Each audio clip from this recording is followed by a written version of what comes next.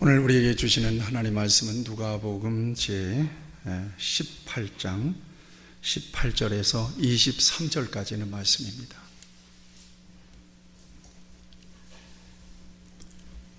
누가복음 제 18장 18절에서 23절까지는 말씀, 제가 봉독할 때 우리 주님께서 여러분들에게 심령에 들려지는 음성으로 말씀해 주시기를 바랍니다. 어떤 관리가 물어 이르되, 선한 선생님이여, 내가 무엇을 하여야 영생을 얻으리이까? 예수께서 이르시되, 네가 어찌하여 나를 선하다 일컫느냐? 하나님 한 분 외에는 선한 이가 없느니라.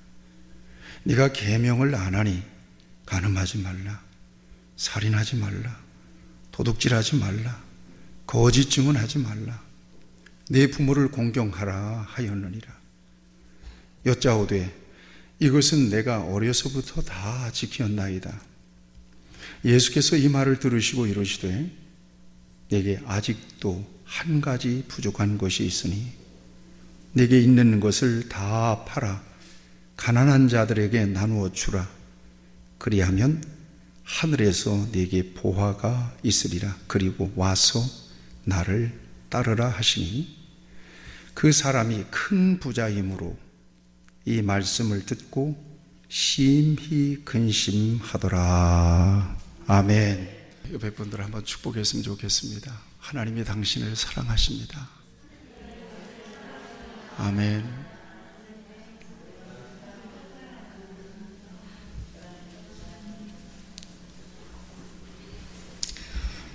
세탁소에 옷을 맡기러 갔는데 세탁소 주인이 그래요.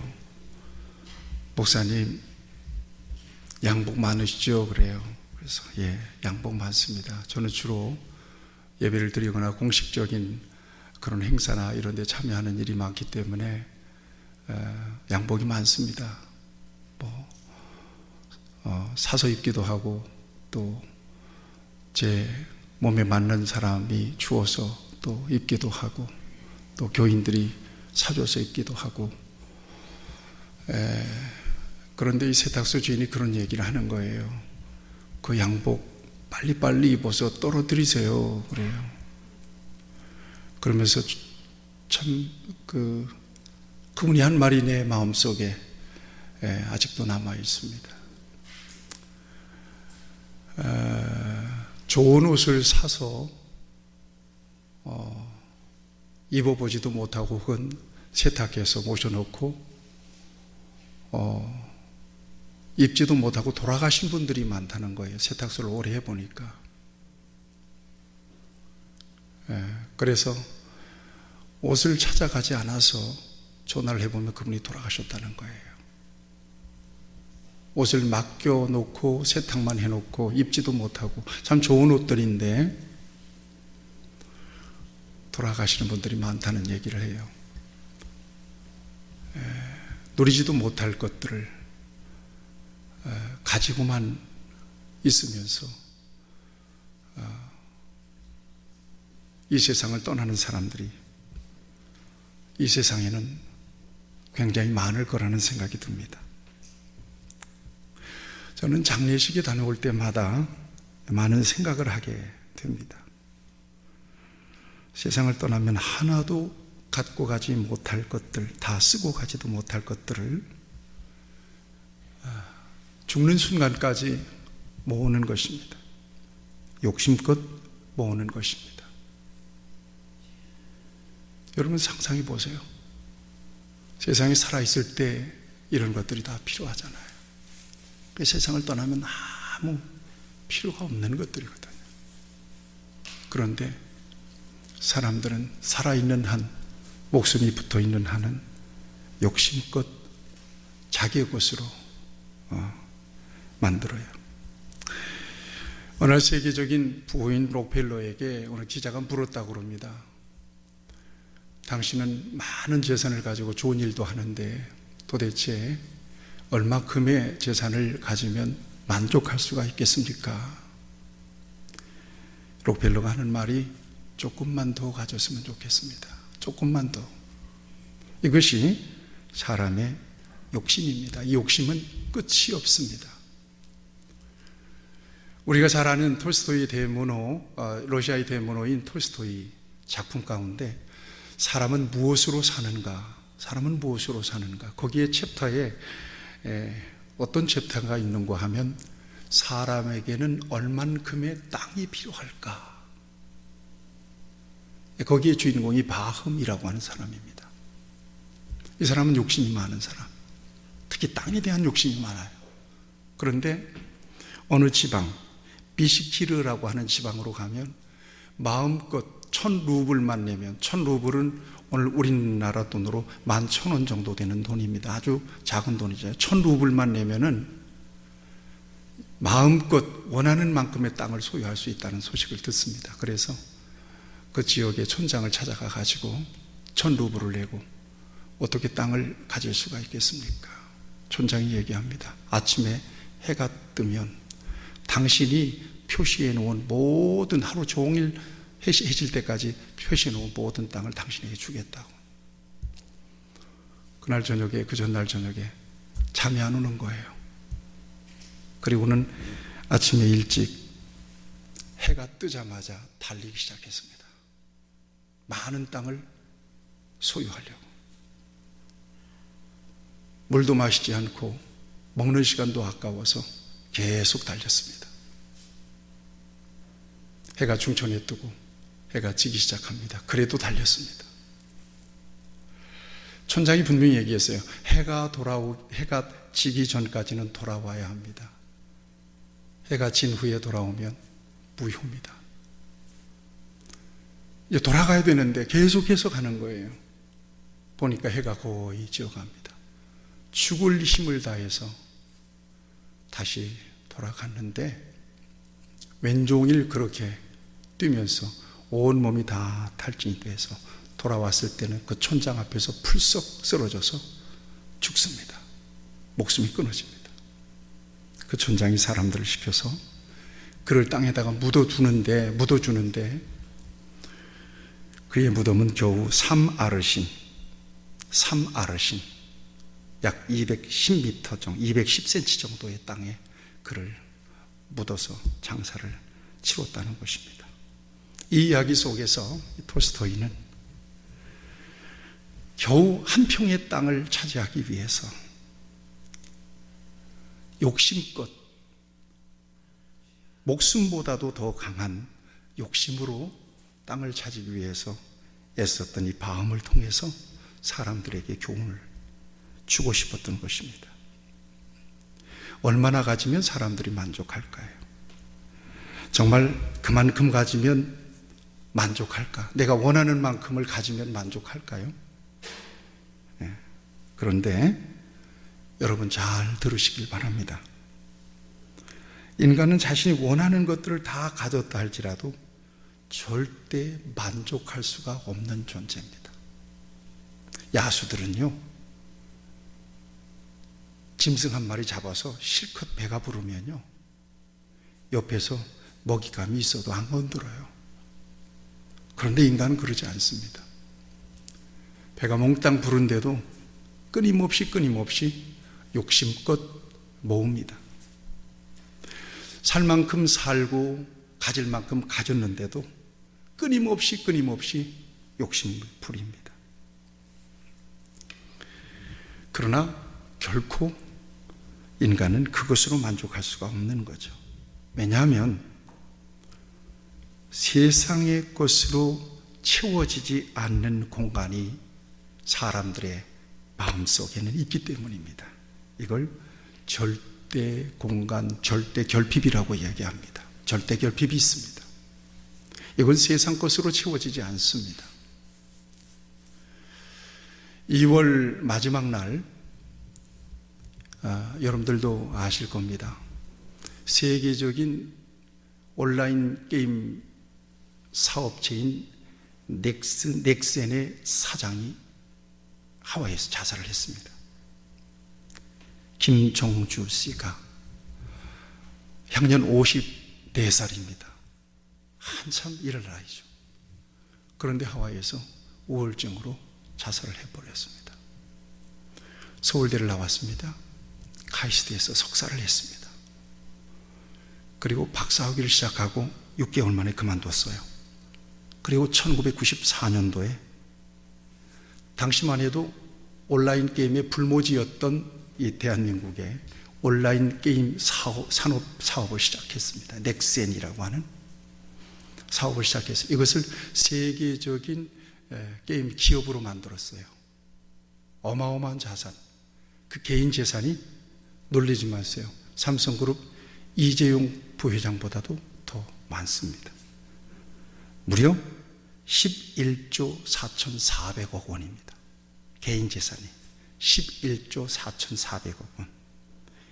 이재용 부회장은 94억 달러인데 11조 3,458억 원이라 그래요. 이 엄청난 천문학적인 재산을 가지고 엄청난 부와 명성을 누렸던 이분이 왜 갑자기 우울감에 사로잡혀서 그 모든 것들을 버리고 떠났을까요? 생각해 봐야 합니다. 왜 이처럼 엄청난 지식과 부와 명예를 다 거머쥐었던, 그래서 많은 사람들의 선망이 되었던 사람이 이처럼 자살로 생을 마감할 수밖에 없었을까요? 이쯤에서 저와 여러분들은 성경으로 돌아가서 도대체 인간은 뭐냐? 다시 한번 근본적으로 짚어볼 필요가 있습니다. 우리 예수님은 분명히 말씀하셨어요. 사람은 떡으로만 사는 존재가 아니래요. 떡이 의미하는 것은 뭐예요? 이건 물리적 가치예요. 세속적인 가치예요.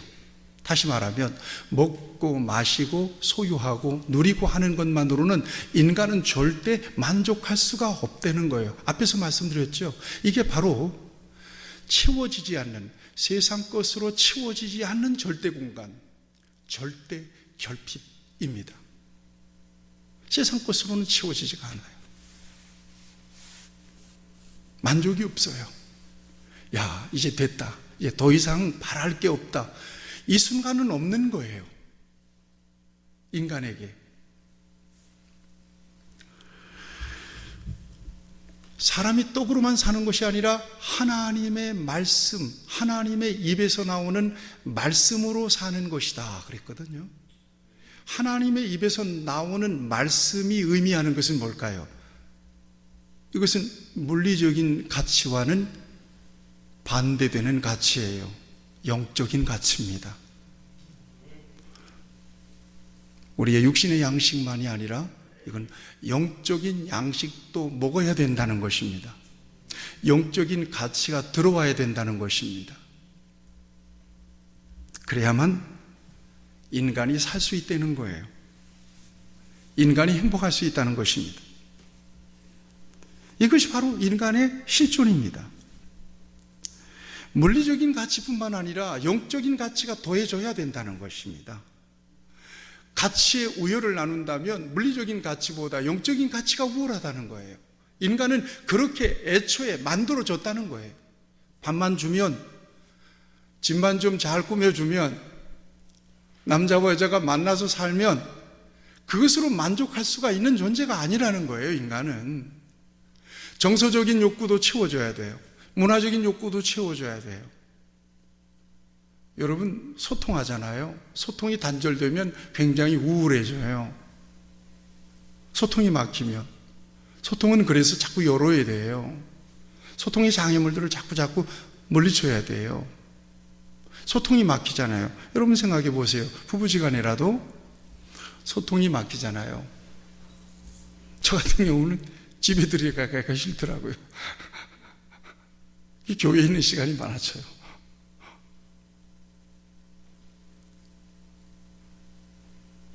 힘든 시간이에요. 무거운 시간이에요. 여러분 잘 기억하세요. 자꾸 자식들이 밖으로만 놀면 원인이 분명히 있어요. 안에 자꾸 남편이 밖으로만 놀잖아요.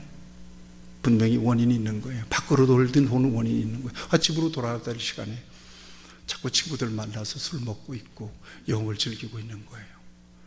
여러분, 집이 좋으면 왜 안 들어와요? 집이 따뜻하면 왜 안 들어와요? 집이 훈훈하면 왜 안 들어와요?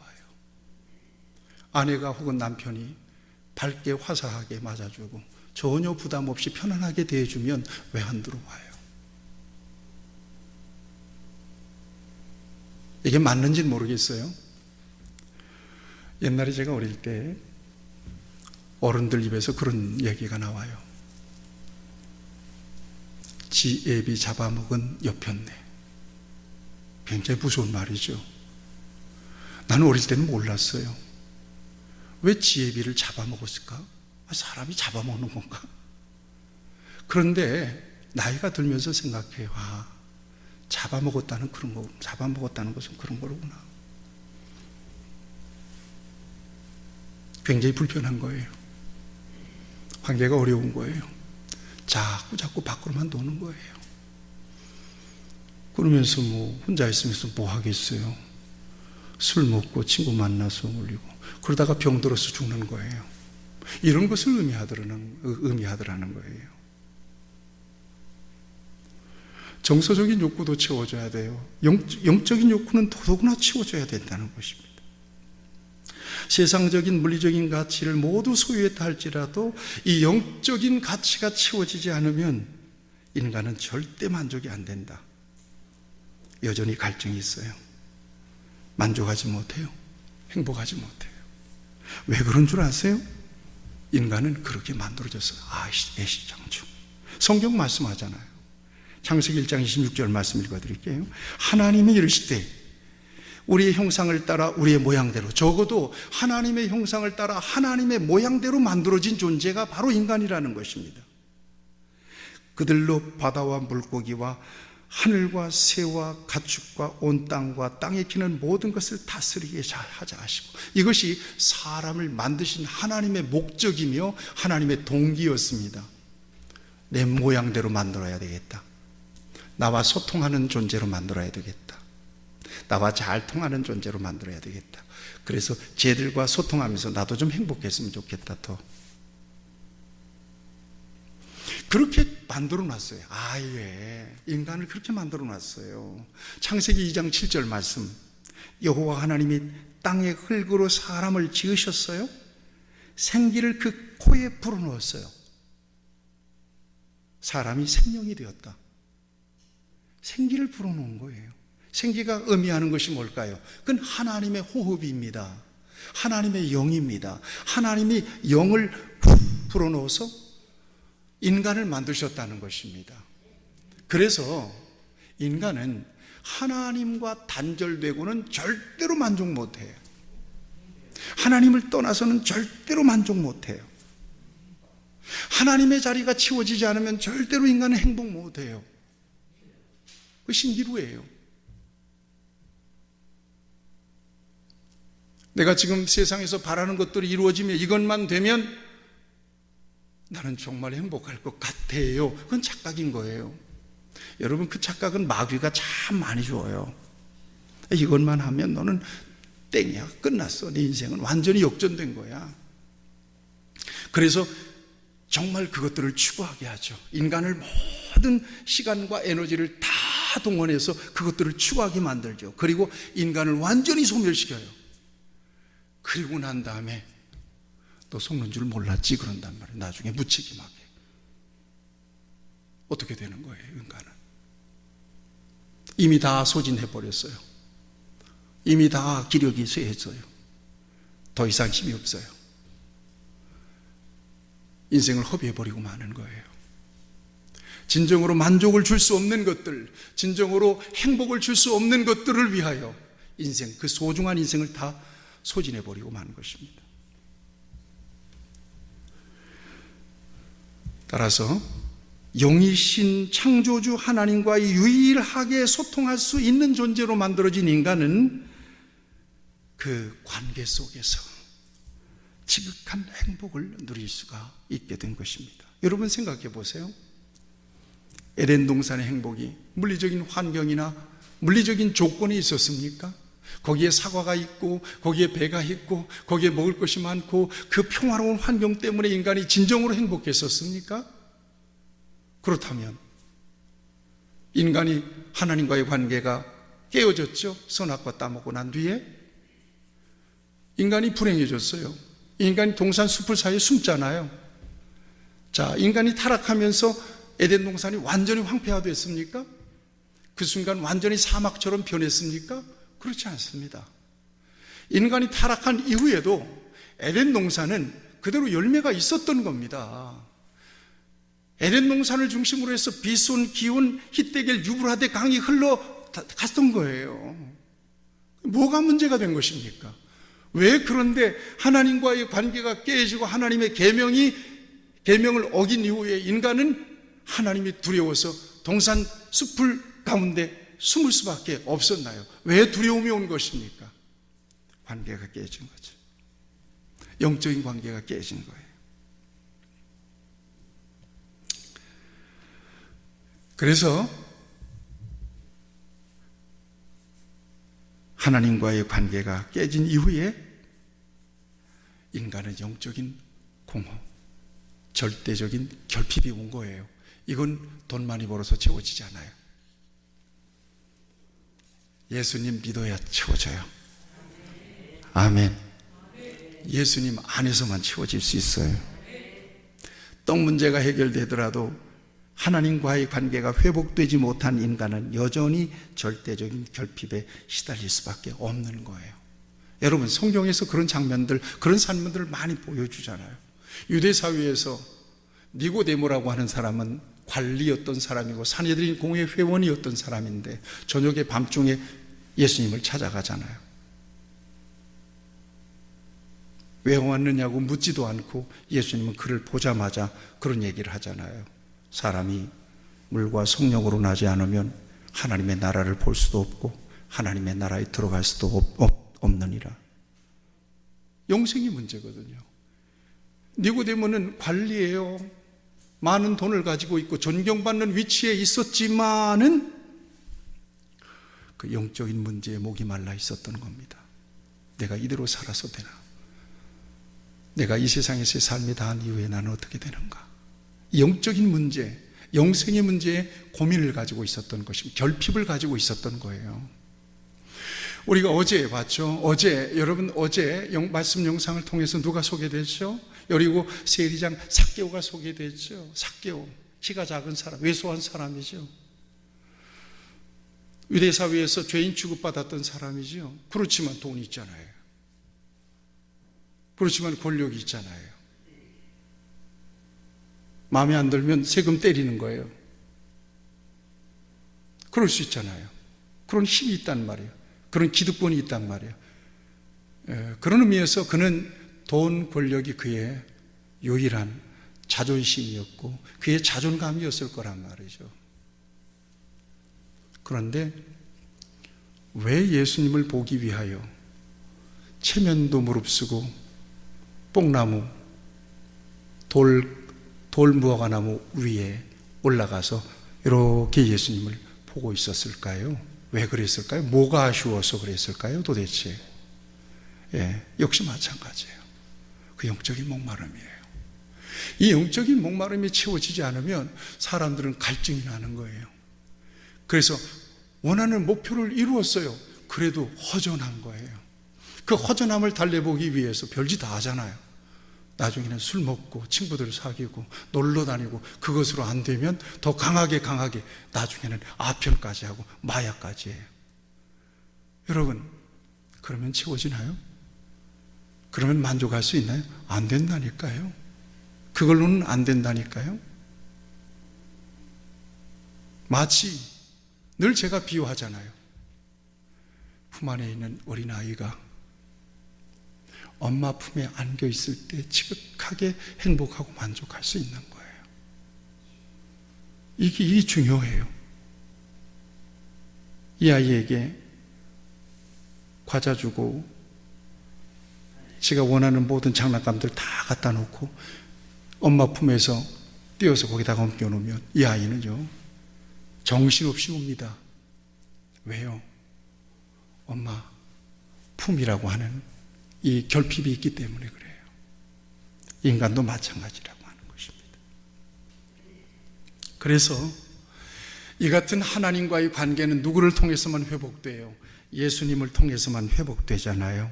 그래서 예수님 안에서 하나님이 내 아버지가 되고 내가 하나님의 자녀가 될 때, 그래서 자연스럽게 하나님 아버지라고 부를 수 있고, 또 하나님께서 사랑하는 저와 여러분들을 자녀 삼아 주셨다는 내적 확신이 왔을 때, 이때 인간은 비로소 세상 것 다 많이 소유하지 않아도 인간은 거기에서 지극한 만족을 누릴 수가 있는 거예요. 그래서 우리 예수님께서 진정한 행복의 조건이 무엇인지를 성경은 우리에게 가르쳐주고 있는 거예요. 우리가 잘 아는 말씀, 사랑하는 자여 무엇이 잘됨 같이 내 영혼이 잘됨 같이예요. 영혼이 잘 되는 건 어떤 거예요? 바로 그거예요. 깨어진 하나님과의 관계가 회복되는 거예요. 이게 영혼이 잘 되는 거예요. 그 다음에 범사가 잘 되고 이렇게 되는 거예요. 너희는 먼저 그 나라와 그 의를 구하는 거예요. 하나님의 나라, 하나님과의 관계를 구하는 거예요. 하나님의 나라가 어떤 거예요? 하나님의 지배, 하나님의 통치를 받는 거예요. 이게 하나님의 나라죠. 이걸 먼저 구하는 거라는 거예요. 그 자리에 있을 때 비로소 인간은 만족과 행복을 누릴 수가 있다는 것입니다. 그러면 우리의 행복을 위하여 선택의 기준이 명확해졌어요. 행복을 위하여 무엇에 집중해야 될 것인지가 확실해졌습니다. 자, 그런 차원에서 오늘 본문 말씀을 좀 집중해서 볼 필요가 있습니다. 오늘 본문 말씀을 보면 어떤 관리 이렇게 되어 있습니다. 관리 그러면 지위가 있는 사람이죠. 이 사람이 예수님께 나왔어요. 선한 선생님이여, 내가 무엇을 하여야 영생을 얻겠습니까? 무슨 문제 때문에 나왔어요? 영생이 문제예요. 이 문제는 곧바로 영적인 문제죠. 이 문제는 곧바로 하나님과의 관계의 문제예요. 이 문제가 목마르니까 관리였음에도 불구하고 예수님께 나와서 묻잖아요. 근데 오늘 관리로 되어 있지만 마태복음 19장에서는 병행규절에서 이 사람을 청년으로 소개합니다. 연결시켜 보면 청년, 젊은 나이에 지위도 얻고, 그 다음에 오늘 본문 말씀을 보세요. 23절에 보면 큰 부자라 그러죠. 큰 부자야. 그러니까 젊은 나이에 높은 지위도 얻고 부도 쌓았어요.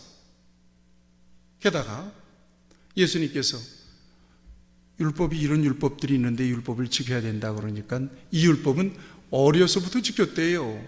그러니까 종교적으로도 신앙적으로도 완벽해요. 그러면 됐지. 더 이상 바랄 게 없지.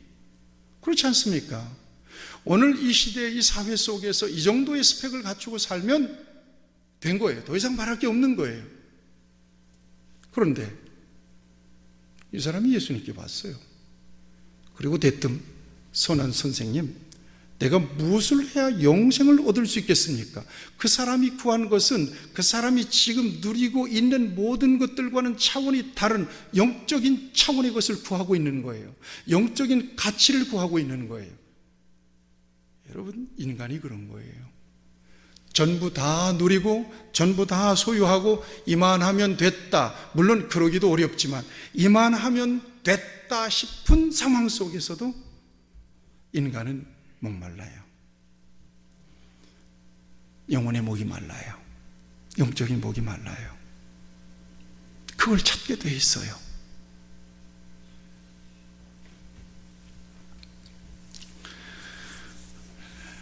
자신만만한 그에게 우리 예수님께서는 도전하십니다. 22절을 좀 주목해 보시죠. 예수께서 이 말을 들으시고 이르시되 내게 아직도 한 가지 부족한 것이 있으니 내게 있는 것을 다 팔아 가난한 자들에게 나눠주라. 그리하면 하늘에서 내게 보화가 있으리라. 그리고 와서 나를 따르라. 이렇게 그에게 요구합니다. 자,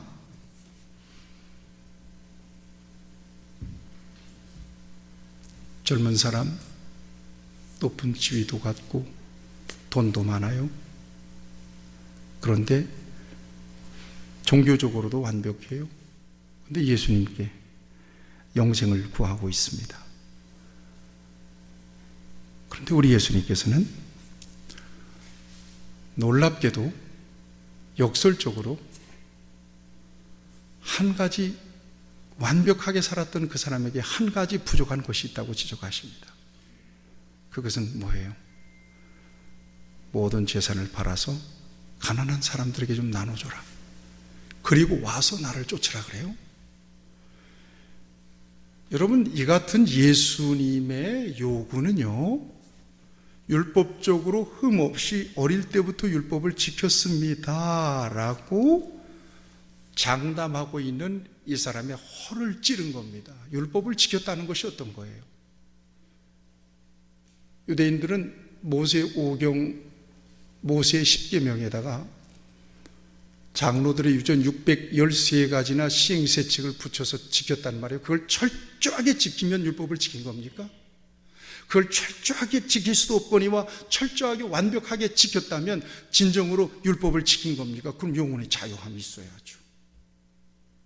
그게 없잖아요. 그래서 율법의 문자에 치중하고 율법의 각 계명에 치중해서 겉으로만 율법을 지키는 것처럼 보였던 당시의 종교 지도자들, 유대인들을 향하여 우리 예수님은 위선을 지적합니다. 외식이라고 얘기합니다. 겉으로만 그렇다고 얘기합니다. 율법의 조항을 지키는 것보다 더 중요한 게 있다. 그건 바로 율법의 정신을 지켜내는 거다. 율법의 정신이 어떤 거예요? 한 율법사가 예수님께 말씀하잖아요. 선생님, 율법 가운데서 제일 큰 계명이 어떤 계명입니까? 10계명을 비롯해서 613가지나 되는 소위 미시나라고 하는 장로들의 유전 가운데 하나 골라내라는 것입니다. 제일 큰 계명이 뭡니까? 우리 예수님께서 말씀하세요. 사랑하라는 거예요. 위로는 마음을 다하고 성품을 다하고 뜻을 다하여 하나님을 사랑하라. 아래로는 제 둘째는 그와 같으니 내 이웃을 내 몸과 같이 사랑하라. 사랑이었던 거예요. 그러면 율법을 다 지켰습니다. 어릴 때부터 지켰습니다라고 장담했던 이 젊은 출세한 이 사람에게 우리 예수님 뭘 요구하는 거예요? 율법을 정말 지켰느냐? 정말 그래? 그러면 네 재산 다 팔아서 가난한 사람들에게 나눠줄 수 있느냐는 거예요. 있겠느냐는 거예요. 이게 사랑 아니겠어요? 이게 진정으로 율법을 지킨 사람이죠. 이게 계명을 지킨 사람이죠. 우리 예수님은 바로 그 대목을 보는 거예요. 너 형식적으로 종교적인 어떤 그런 의무만 다한다고 해서 율법 지킨 게 아니지? 그 율법의 근본적인 내용, 근본적인 정신이 무엇인지를 너는 깜깜하게 모른 채 율법의 조항 하나하나를 지키는 것으로서 율법을 지켰다고 장담하는데, 주님은 그 중심을 보셨던 것 같아요. 너 재산을 팔아서 가난한 사람들에게 나눠줄 수 있겠느냐는 거예요. 여러분, 이것을 진정으로 율법의 정신을 지키는 일이잖아요.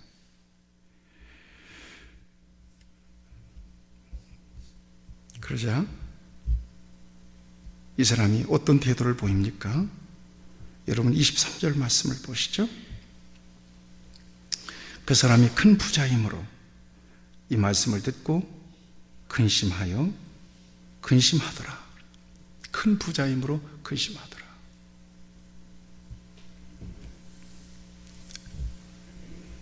자기가 가지고 있는 소유, 이 물질의 한계, 물질의 벽을 뛰어넘지 못해요. 비교해 보세요. 등식을 만들어 보자고요.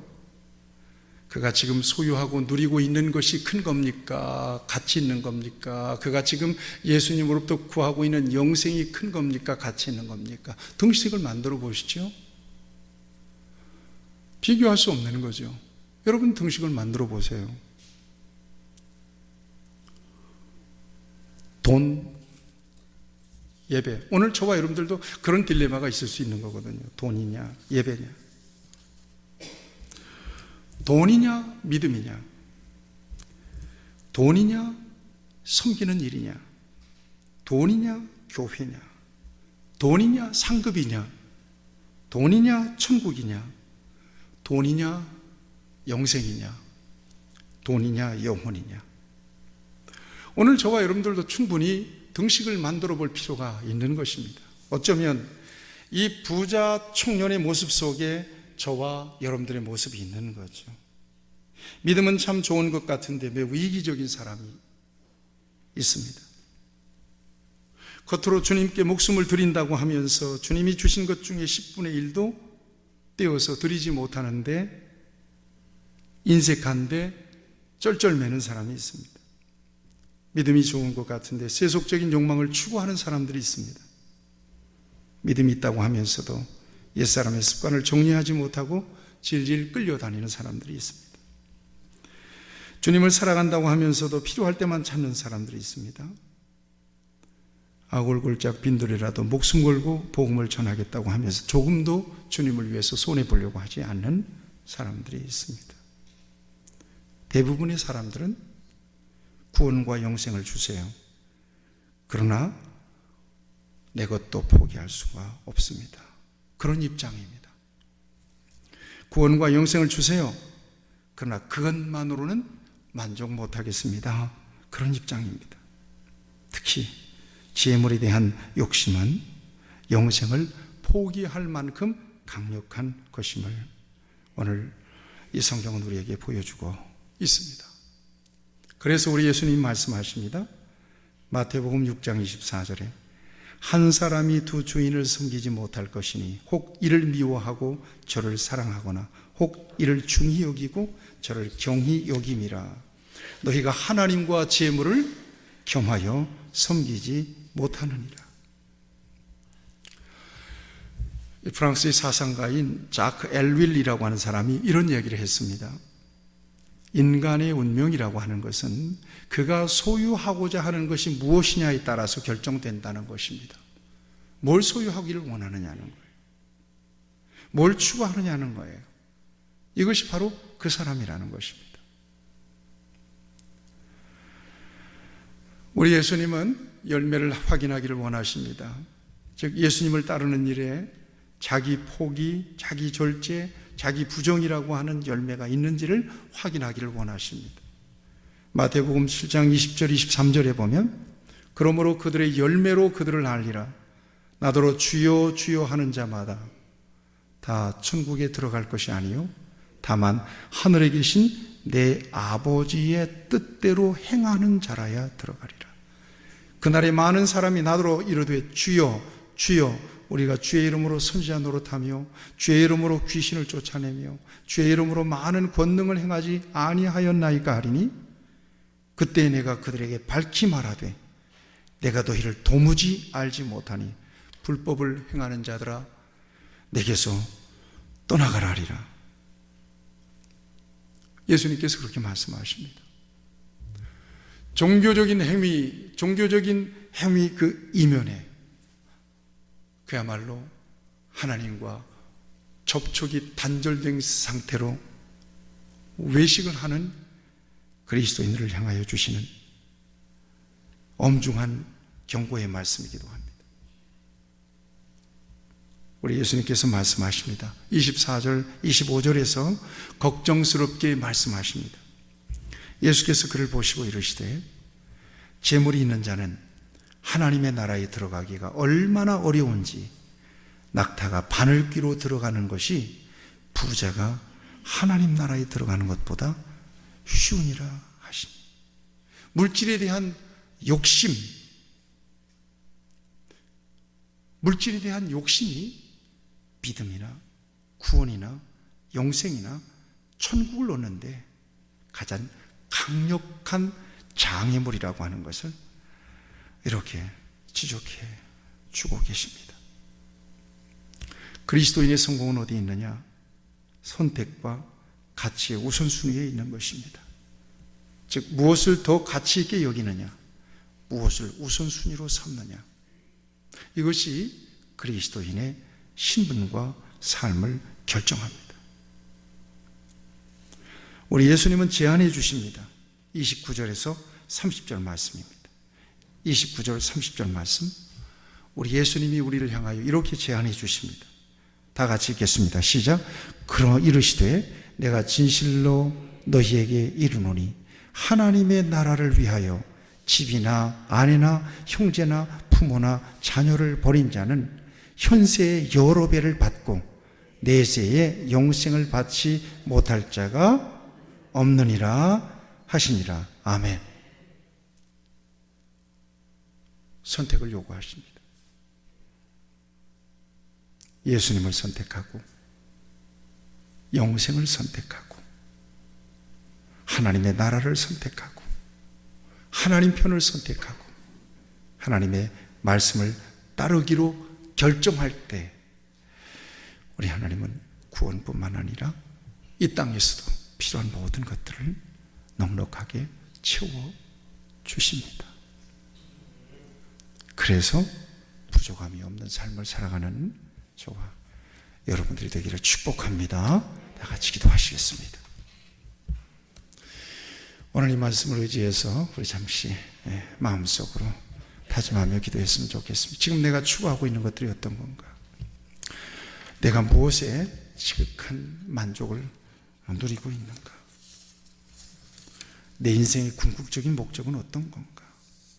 하나님과 나와의 관계는 어떤가? 이것들을 살피면서 잠시 말씀을 의지해서 기도할 수 있기를 바랍니다.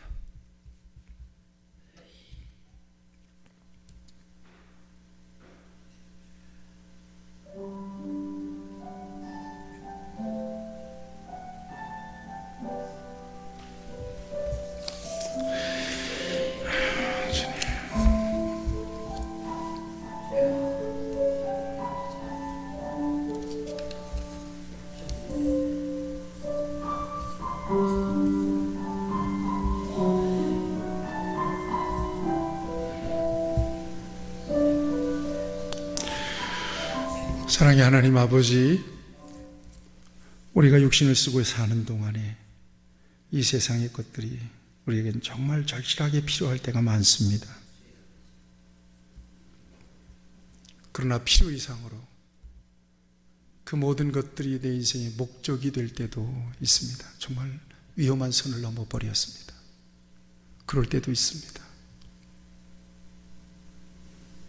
그것으로 결코 만족할 수 없음에도 끊임없이 욕심을 부리고 이 세상 떠날 때